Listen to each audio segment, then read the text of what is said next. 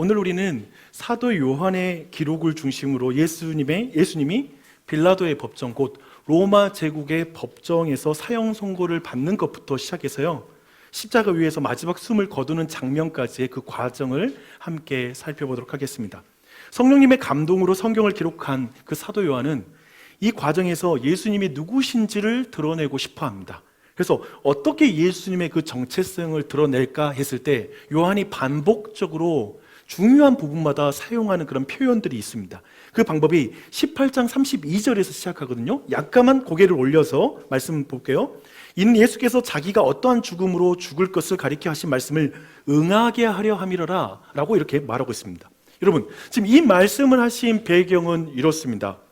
이스라엘의 종교 정치 지도자들은 대중들에게 굉장한 인기를 끌고 있었던 예수님을 자신의 손으로 죽이지 않고 빌라도의 손을 빌려서 죽이기를 원합니다.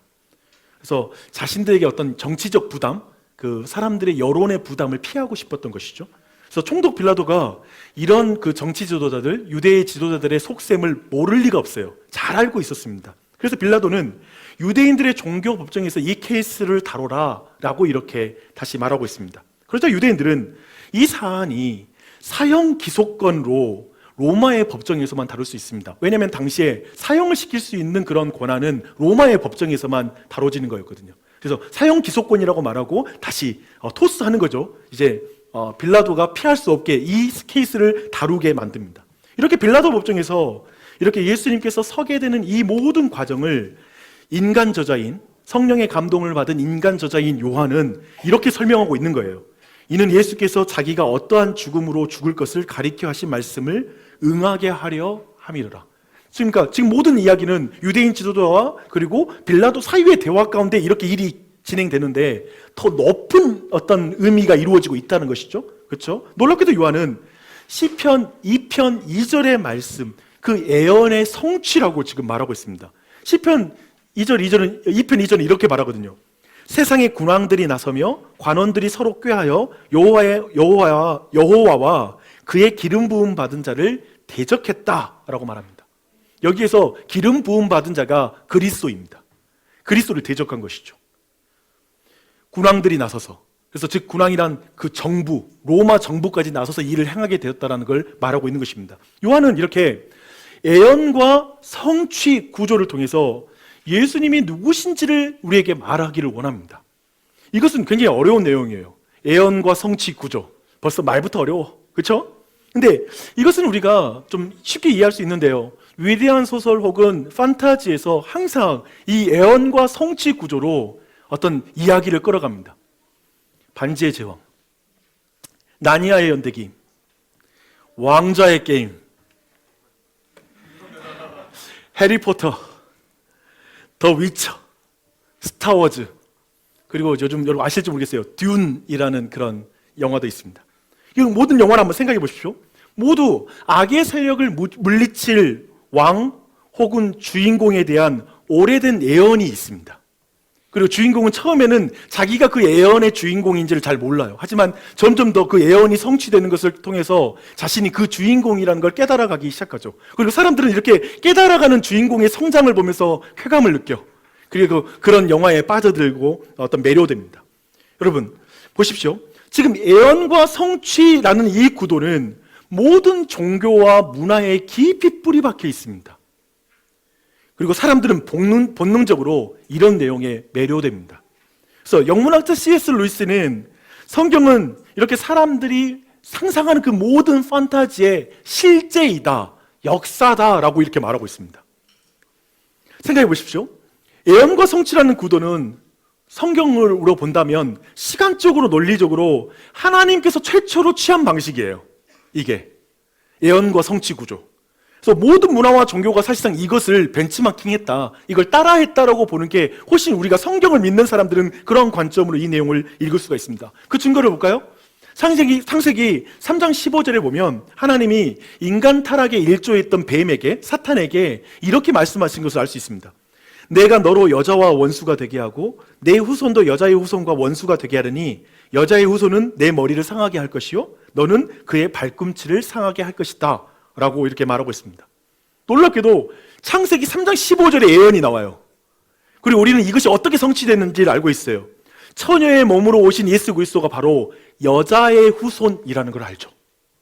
놀랍게도 성경은 남성 중심의 어떤 성경의 기록인데, 놀랍게도 여자의 후손에 의해서 뱀의 세력의 머리가 상하게 될 것이고, 또 그 뱀의 세력은 그의 발꿈치를 상하게 할 거다. 우리는 오늘 보는 십자가의 이 형벌과 관련이 있는 내용이죠. 이런 놀라운 예언이 창세기 3장 15절에 시작돼요. 예언과 성취의 구도는 하나님이 취하는 방식입니다. 그리고 그것을 사람들이 벤치마킹하는 것이죠. 그래서 이 내용으로 요한은 특별히 예언과 성취라는 이 전지적 관점으로 지금 예수 그리스도의 순환의 기사를 이 관점으로 지금 모든 것을 중개하고 있다는 걸 주목하실 필요가 있습니다. 이제 첫 단락을 볼게요. 첫 단락은 1절부터 16절까지의 단락이고요. 오늘 크게 두 단락으로만 나눌 거예요. 근데 첫 단락을 보면 이제 골치 아픈 사건을 빌라도가 맡은 거죠. 근데 빌라도는 예수님을 놓아주기 위해서 굉장히 노력합니다. 조금만 눈을 들어서 아까 봤던 18장 38절을 여러분이 본다면 빌라도는 예수님과 일종의 신문을 한 다음에, 대화 신문을 한 다음에 그가 무죄라고 그 고소자들 앞에서 말합니다. 예수에게 내가 도저히 죄를 발견할 수 없다라고 이렇게 말하는 것이죠. 그래서 사람들은 그래서 제일 먼저 어떤 노력을 하냐면 제일 먼저 유월절 특별 사면 대상으로 예수님을 지목해요. 그렇죠? 우리 광복절 특사가 있듯이 지금 6월절 특사가 있거든요. 그래서 예수님을 지목해요. 그러자 사람들은 강도 바라바를 풀어달라고 요구합니다. 첫 번째 시도 실패했어요. 그리고 나서 빌라도는 두 번째 방법을 사용합니다. 빌라도가 포기하지 않아요. 군인들에게 예수를 채찍질하고 그리고 가시나무로 관을 엮어서 예수님의 머리에 씌우게 하고요, 왕의 색깔인 자색 옷을 그가 입게 합니다.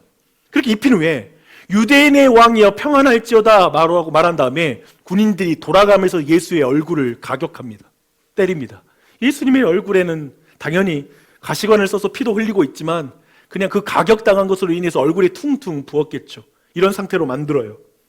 그래서 빌라도는 예수님이 유대인의 왕이라고 지금 고소를 받았거든요. 스스로 유대인의 왕이라고 지금 주장한다, 이 정치범이다라는 것으로 지금 고소를 받은 상황에 이것으로 문제 삼는 고소자들 앞에서 지금 이 모든 걸 통해서 그들의 이성에 호소하는 거죠.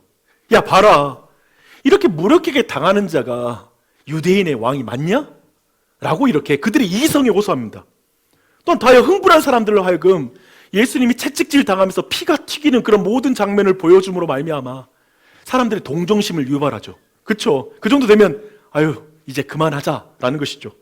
그래서 빌라도는 지금 가시관과 채찍질로 피를 흘리는 예수님께 자색 옷을 입혀 매우 의도적으로 사람들 앞에 끌고 와서 사람들 앞에 보여줍니다. 보라, 이 사람이다 라고 그리고 말을 해요. 아마도 이 말은 이렇게 번역할 수 있어요. 야 봐라, 너희가 볼 때 이가 유대인의 왕처럼 보이냐? 이 몰골을 한 이 사람이 유대인의 왕 맞겠어? 생각 좀 해봐 라고 이렇게 말하는 것이죠. 그런데 어떻게 될까요? 성공할까요? 이번에도 실패해요. 그냥 도리어 더 흥분해서 죽이라고 말하고 있습니다.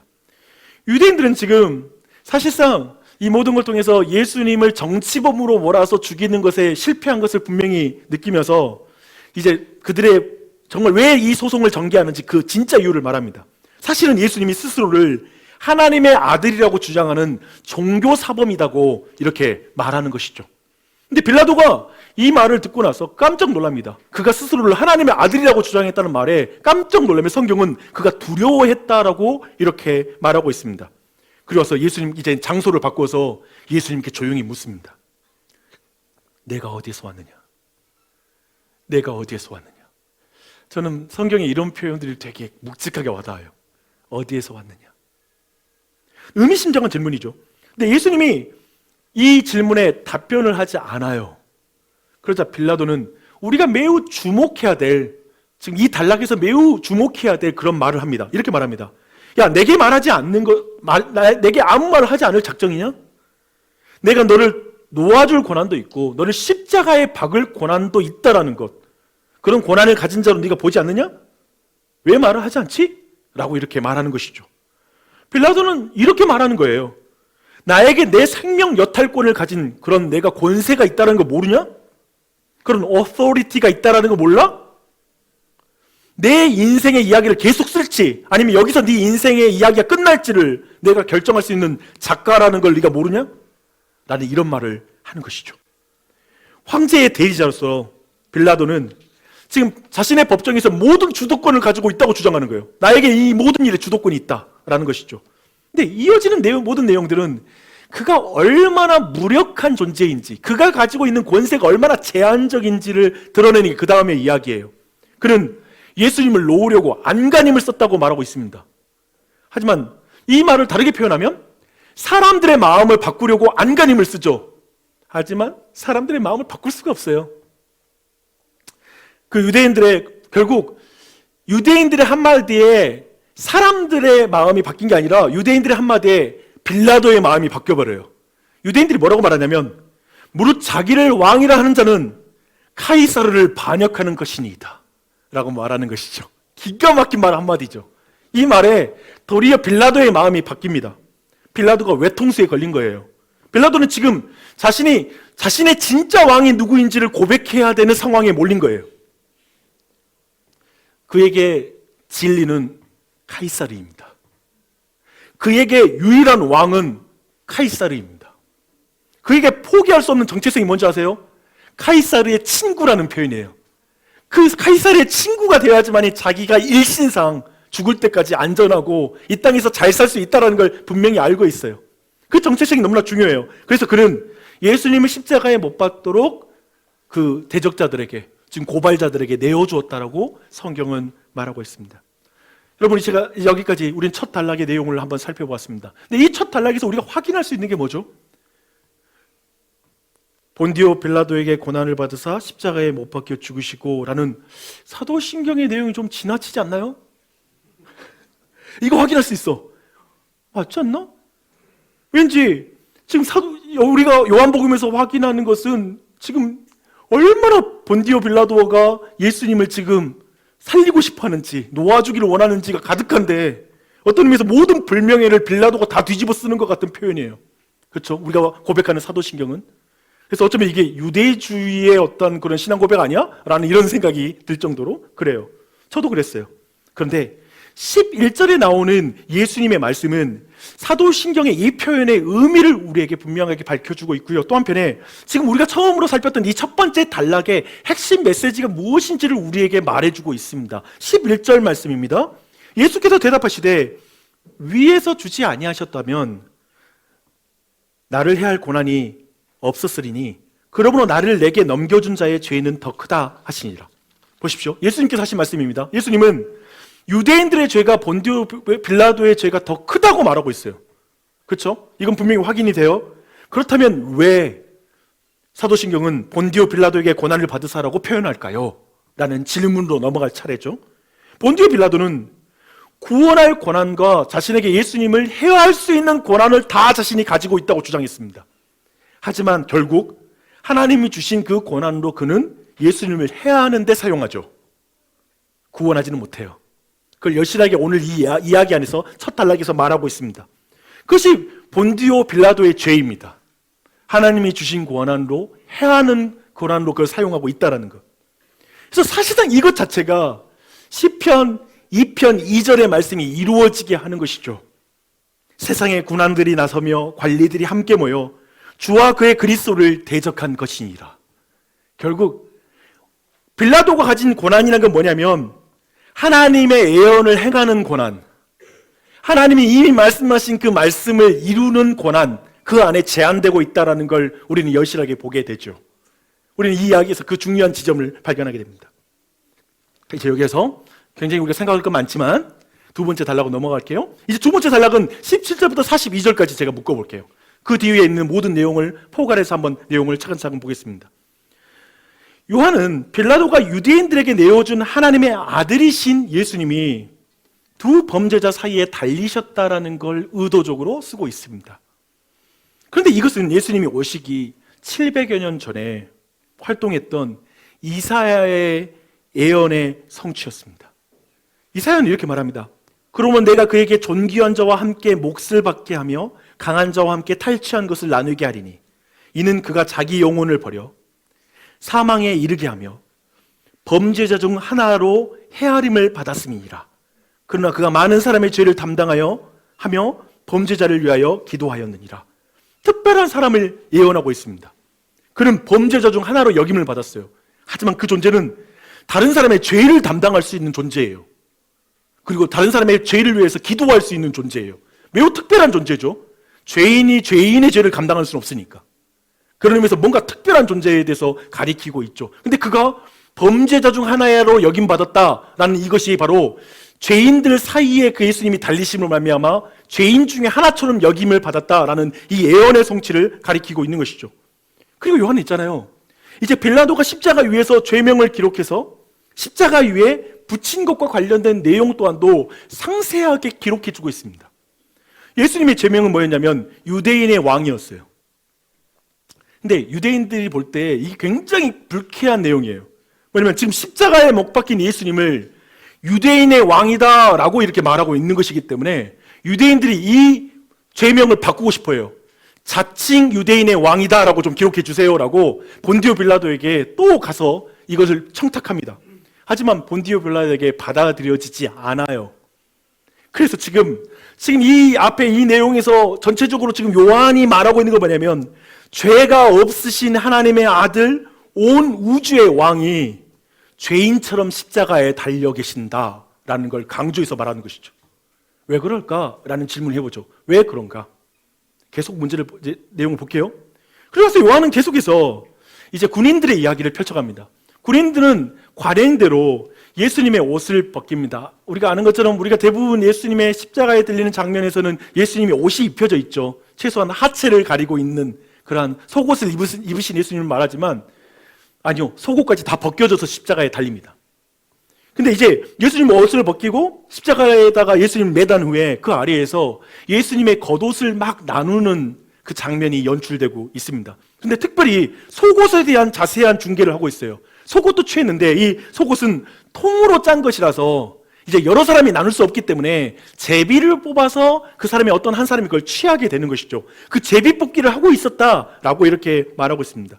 근데 요한은 이 장면을 두고 시편 22편 18절의 예언을 연상합니다. 그리고 그 예언과 연결시킵니다. 이것은 다윗이 쓴 것이거든요. 그러니까 이사야보다 더 오래된 거예요. 다윗이 기록한 예언이에요. 시편이에요. 이렇게 말합니다.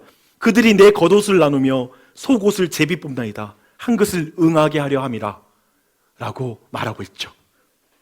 요한과 지금 보십시오. 지금 요한과 복음서, 다른 복음서의 저자들은 사실상 독자들에게 시편 22편이 다윗이 쓰긴 썼는데 그게 단지 그 역사 시대의 다윗의 고백을 넘어서서 예언이라는 것을 말하고 있는 거예요.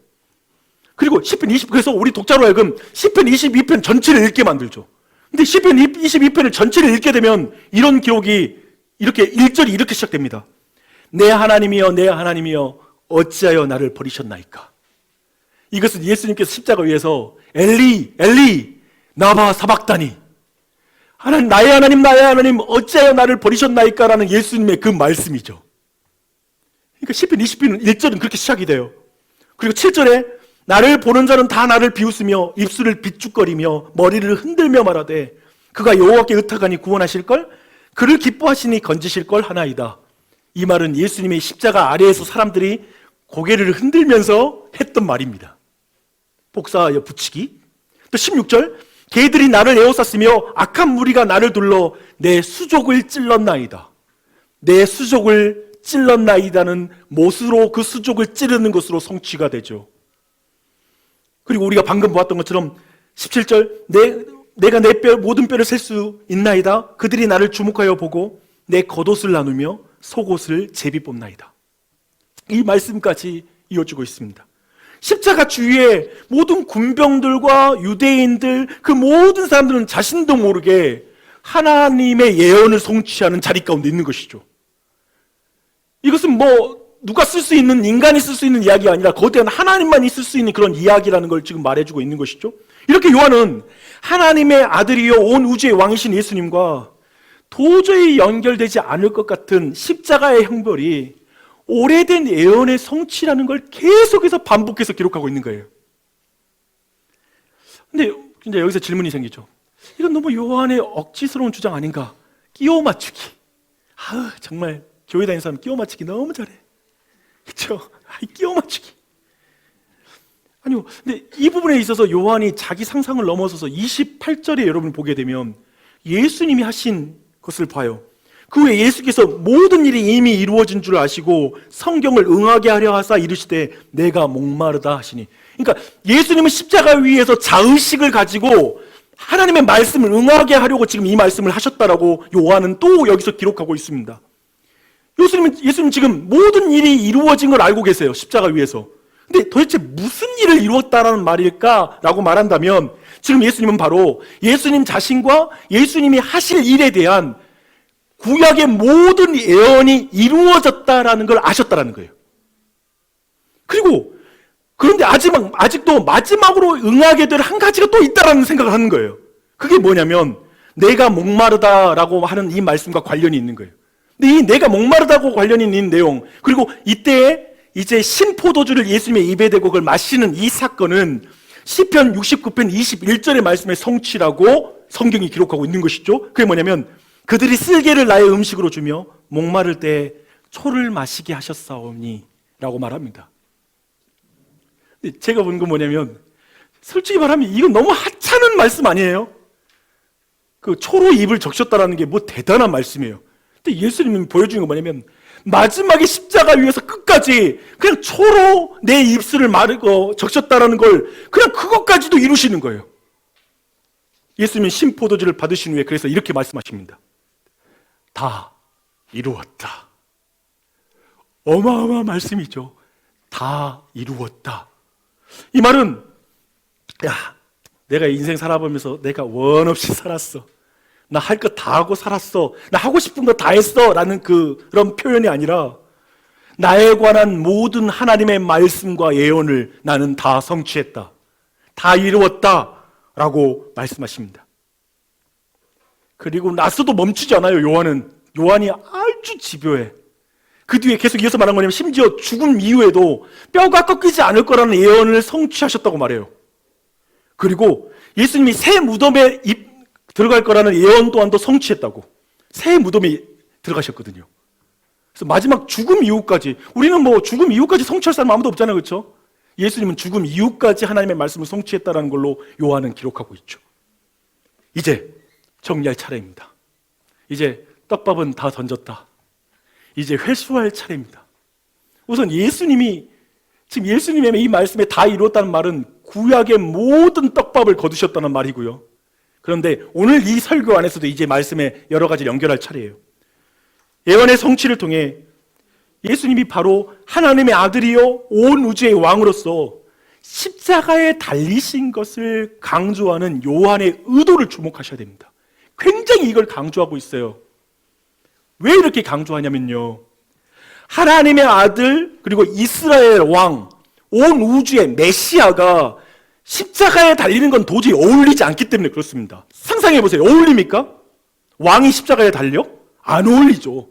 전능자가 십자가에 달려? 안 어울리죠. 이 부분을 말하는 거예요. 그래서 예수님의 정체성을 도저히 파악할 수가 없죠. 무죄한 자와 십자가의 형벌은 어울리지 않아요. 죄가 없는데 왜 십자가에 달려? 어울리지 않죠. 지금 이 부분 때문에 요한은 이 부분을 굉장히 강조하고 있죠. 그래서 많은 사람은 그 성경의 기록을 따라가면 많은 사람은 십자가에 달린 예수님께 야, 당신이 정말 하나님의 아들이라면 내려와 봐 라는 표현을 하죠. 이 말은 어떤 의미입니까? 야, 하나님의 아들 온 우주의 왕은 무력하게 십자가에 달릴 수 없어 라는 말이죠. 능력이 있다면 왜 십자가에 달려? 라는 질문이죠. 끊임없이 이걸 건드려요. 또한 사람들은 야, 너는 너의 다른 사람의 죄에서 구원한다고? 아니, 너 자신을 너의 죄로부터 구원해봐. 이런 말을 하죠. 너의 죄 때문에 십자가에 달려 죽은 거야 라고 사람들은 비난했습니다.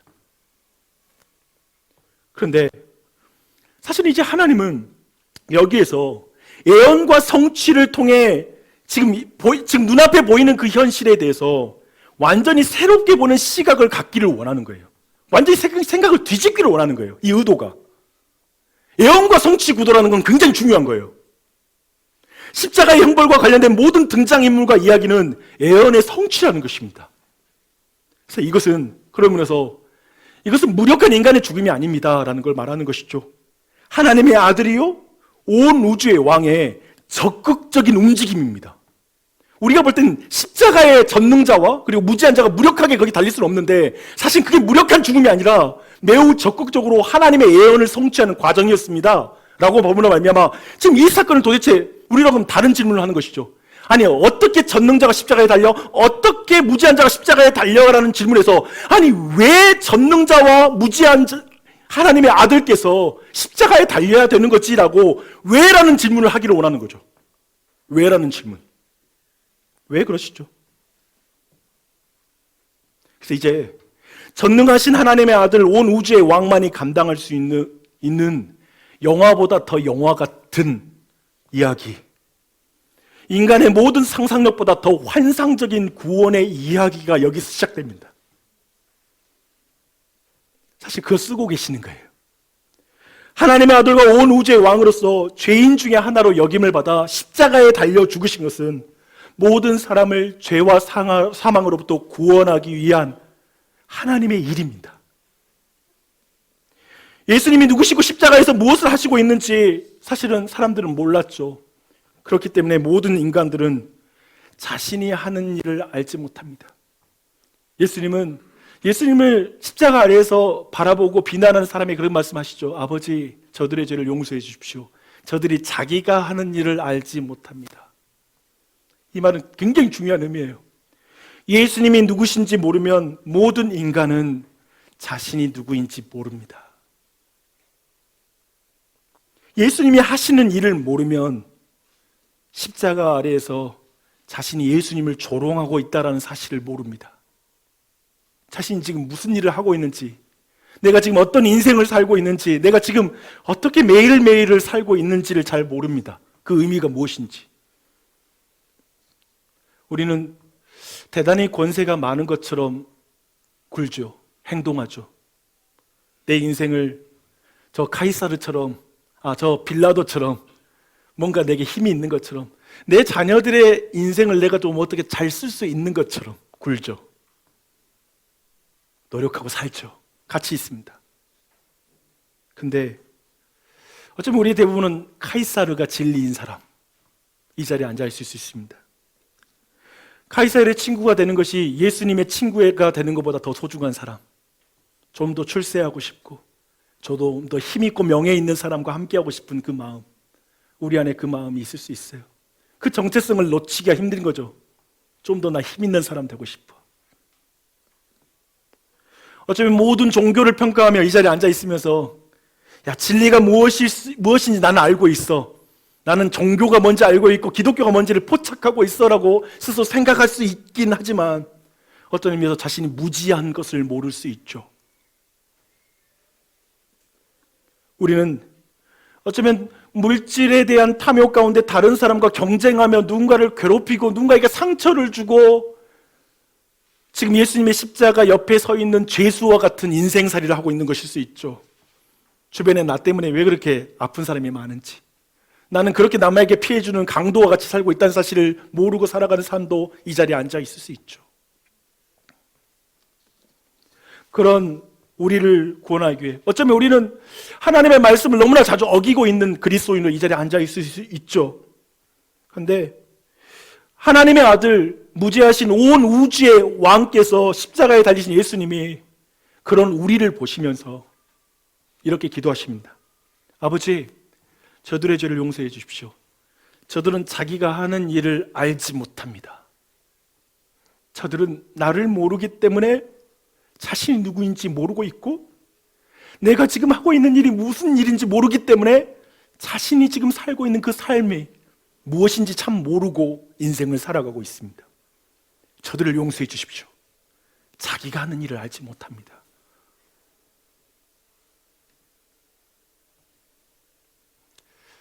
참된 왕은 온 우주의 왕과 그 하나님의 아드님께서의 죽음은 우리를 대신한 죽음입니다. 그리고 예수님께서 말씀이 온전하게 성취하신 것은 내가 다 이룰 수 없고 지킬 수 없는 말씀을 다 성취한 것입니다. 바로 이 일은 성부 하나님의 뜻이고요. 아주 오래된 예언의 성취입니다. 여자의 후손으로 오셨고 제물이 되신, 그래서 모든 신화와 신화의 진짜 실제, 신화가 역사가 됐어요. 모든 신화는 신화의 구조를 가지고 있지만 성경의 그 신화는 마치 우리가 너무나 꿈꿔왔던, 상상했던 그 구원자는 저 슈퍼맨 아니면 엑스맨이든지 아니면 뭐였어요? 우리 또 포스이든지 모든 것에서 우리가 기대하는 그 구원자, 그 구원자의 실제 역사가 된 존재, 그분이 바로 예수 그리스도이시죠.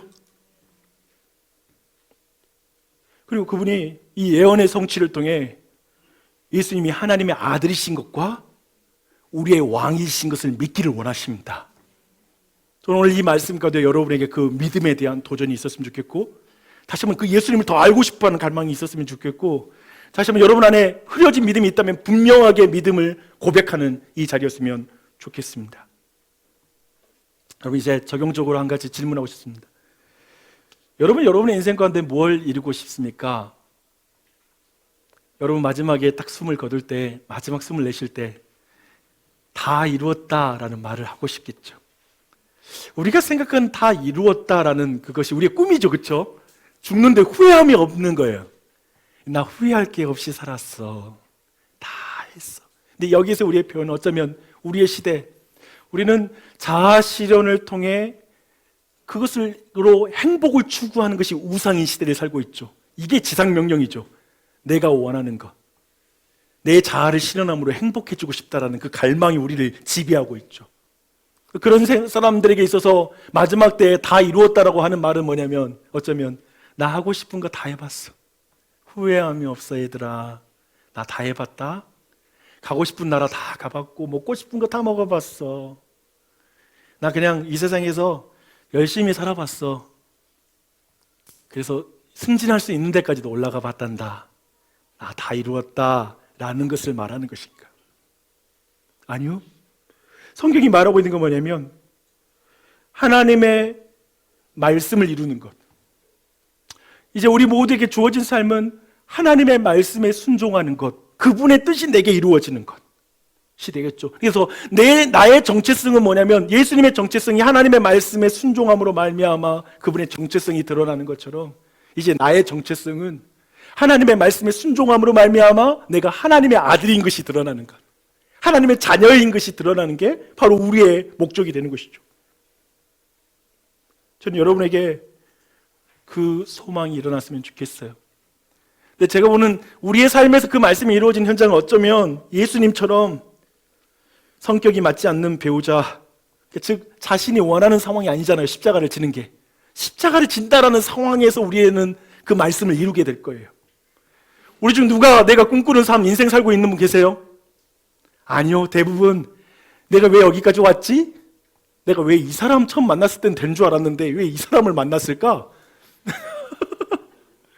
아니 내가 다 선택했는데 왜, 선택했거든요 분명히 했는데 왜 인생이 이렇게 꼬이지? 내 애들도 내가 원하는 아이를 낳았거든요. 근데 왜 이렇지? 라는 생각이 드는 거죠. 이상해. 다 자유롭게 내가 결정했어. 근데 전부 다 자영업을 하는데 왜 이렇게 힘들지 몰랐어. 내 마음대로 할 수 있는 게 자영업이 아니라 도리어 내가 뭔가에 쫓기고 있다는 게 느껴져. 다 수동적이야. 마치 예수님처럼 십자가에 몰려가는 게 전부 다 예수님 결정해서 가는 게 아니라 수동적으로 끌려가는 것 같아. 근데 거기서 말씀이 이루어져. 그래서 제가 보는 내 삶에서 이루어진 고백은 뭐냐면, 정말 교회에 미안해요. 정말 내가 하고 싶은 목회가 너무 많아요. 저도 우리 교회를 통해서 일하고 싶은 그런 소망과 꿈이 굉장히 많아요. 근데 제가 배운 게 뭐냐면 내 마음대로 되는 게 그게 중요한 게 아니다라는 사실을 점점 깨달아가요. 나는 때로는 내 뜻대로 안 되면 너무 화가 나요. 그리고 화가 나기보다는 굉장히 내 안에 좌절감이 큰 사람이에요. 근데 그때 하나님 내게 깨닫게 하시는 건 뭐냐면, 아니 하나님 뜻만 이루어지면 돼. 하나님의 말씀이 이루어진 게 중요하지 내 계획이 이루어지는 게 중요하지 않아 라는 거 안에서 자유함이 임해요. 저는 제 목회도 저는 수동적이에요. 내가 하고 싶은 대로 다 되는 게 아니에요. 여러분 어떠세요? 하나님 말씀이 이루어진다는 게 그런 거더라고요. 그래서 우리의 자아 실현으로 내가 원하는 대로 가면 좋아질 것이다라는 게 우리의 인생관이 아니라 사실 그렇게 안 될 거고요. 확실한 건 도리어 내가 주어지고 내게 주어져 있고 내가 들어가 있는 그 현장에서 하나님의 말씀이 내게 이루어지이다 라는 고백을 고백하며 그저 그 상황에서 하루하루 하나님 오늘 내 기분대로 못 살아요. 내 뜻대로 못 살아요. 하나님 오늘 삶의 한 절이라도 주님의 말씀이 내게 이루어졌으면 좋겠어요 라고 살아가는 삶이 그것이 행복이라오. 저는 그것이라고 믿어요. 그렇게 나아가시게요. 잠시 기도하겠습니다. 하나님 너무나 감사합니다. 우리 모두에게 오늘도 이렇게 말씀을 주셔서 깨닫게 하시니 감사합니다.